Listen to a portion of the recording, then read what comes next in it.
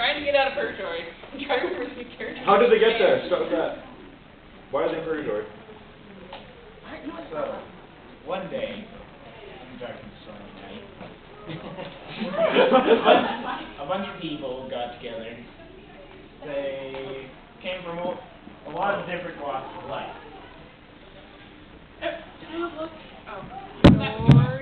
Sorry. One of them was practically a demon god. Two of them did simple videos on the internet. And there were a couple of others that nobody cares about. So, one of them got the idea, hey, let's tie a bunch of fireworks together. So they took these fireworks, and they did the most unforgivable thing imaginable. They took them to a theater, and they set them off in the middle of the show. And it all went to hell when the pyro brought in the big one. He had to show everyone that he was top fire guy. And it was at that moment that they all ended up in purgatory because of the massive explosion. Fortunately, Cher believed in life after love. So she escaped purgatory relatively unharmed. Well, I, Aku, the master of masters, decided to rule purgatory for all of time.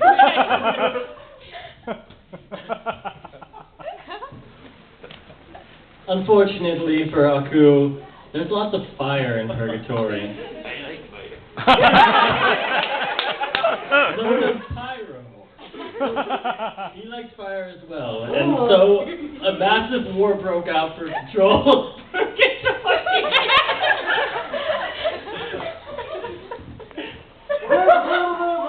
I have no idea what you are saying. Whoosh! Go to the future!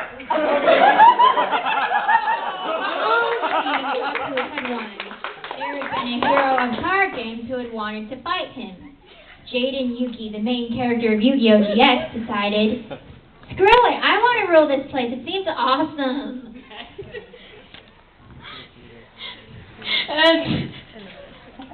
And so, Jade and Yuki dueled Aku. Sorry. So Jade and Yuki dueled Aku, and somehow he won with freaking Queen Karibo. Next. Aku was very confused about why the leadership of Purgatory was being decided by a cards game. So instead of actually dueling Yuki, he instead threw cards at him iron card style, the way you would to slice watermelon. And like a watermelon, he was sliced in lots of red, juicy bits.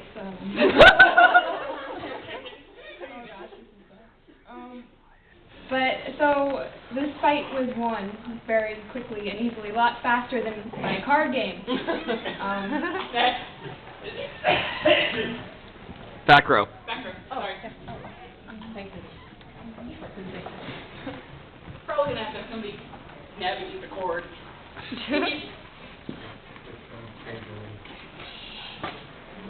Alright, go on. And so after the watermelons were sliced, Story. Aku decided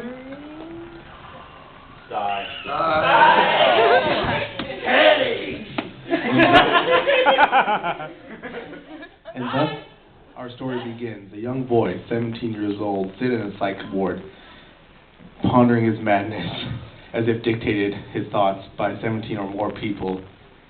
Wallowing in his madness, he cries before slipping into another episode. And he saw that Aku ate a watermelon, and it ended up making him pregnant. He had to go to the hospital, and everyone thought he was going to give birth to a baby. But he gave birth to a watermelon. But that's not any watermelon. This watermelon has 60-inch teeth. The teeth of this watermelon were yellow and brown, like it came out of some type of horror movie from the 1970s. Oh, but the identity of this watermelon. It was Una from Future Diary, who soon acquired a butcher knife. And the butcher-wielding knife stabbed Aku to gain control of Hell, even though it still belonged to the Yu-Gi-Oh! Kid. And then, just when things could not get any worse in Purgatory, the legions of Hell themselves, 4 kids, descended.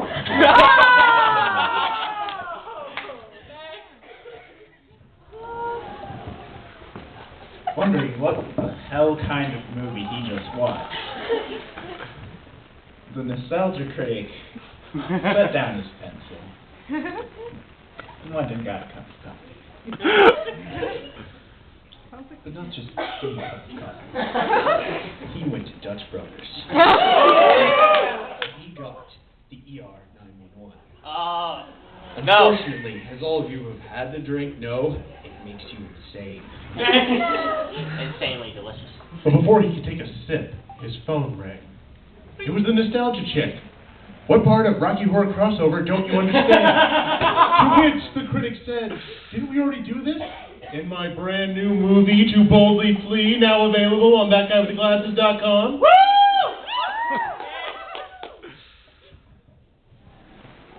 Thanks to watching Doug, I support you. I am. And so, while they were discussing their Rocky horror things, Aku figured out that being stabbed by a watermelon in a fictional universe in a movie is not sufficient to kill Aku. This out from the bowels of modern television to seize control of the media and enslave humankind forevermore. So he started Fox News. Unfortunately, he got the address wrong, and instead of popping out televisions everywhere, he just showed up on the stomachs of all the Teletubbies. This story is really so true that it has spawned a sequel. Holy shit, what the hell just happened? And it was 15 the victory Pokemon! And it brought back Jaden Yuki. Bye-bye. I do not know how, but Victory brought back Jaden Yuki. Jin Yuki being very confused. He has crossed through many planes during this small span of time. And he still wondered, the last person that he remembered seeing was Aku. What was he doing? He had heard briefly from the world of the Teletubbies, across his dimensional travel, that is where he resided.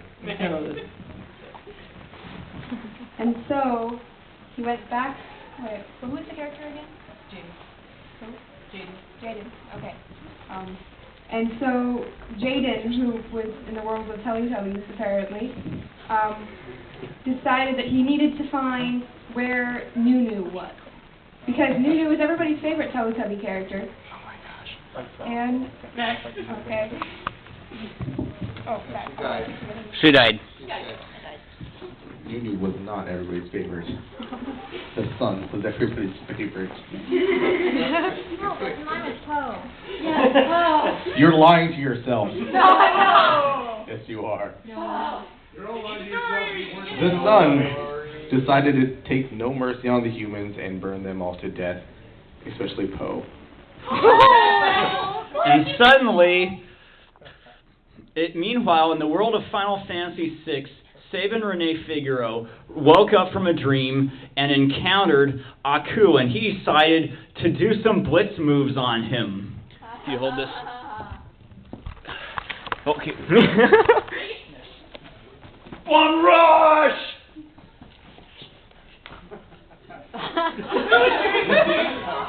It doesn't look terribly. 99.99.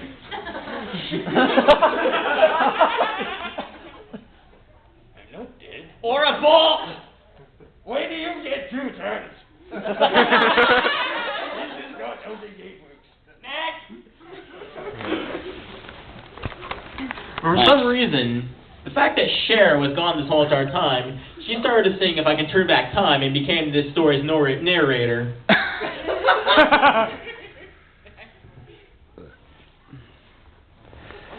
What happened to Jaden? Don't know. Don't know. You decide. Return to the past.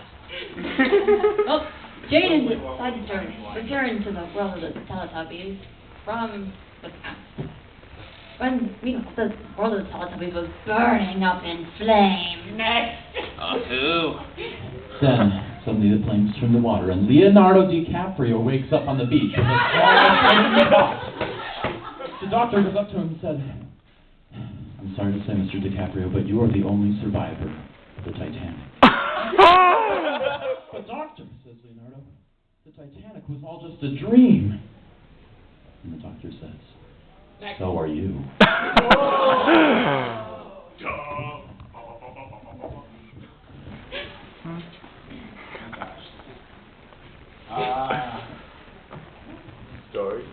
Story. So, but what happens if I'm just a dream? Does that mean the rest of us are just a dream? Maybe so, Doctor.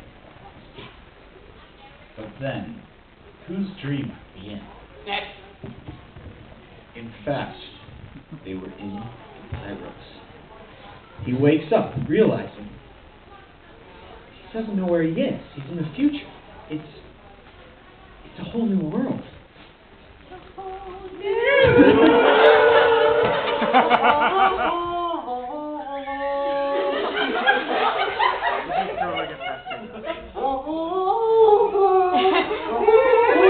The worst thing about it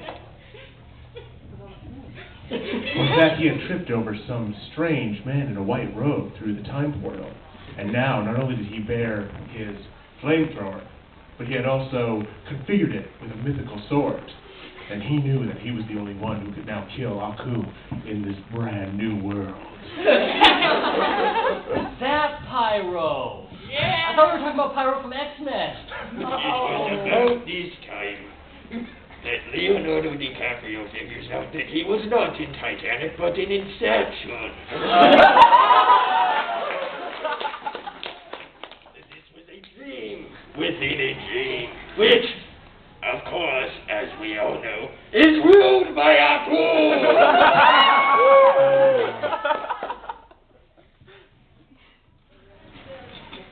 Flaming shit ensued.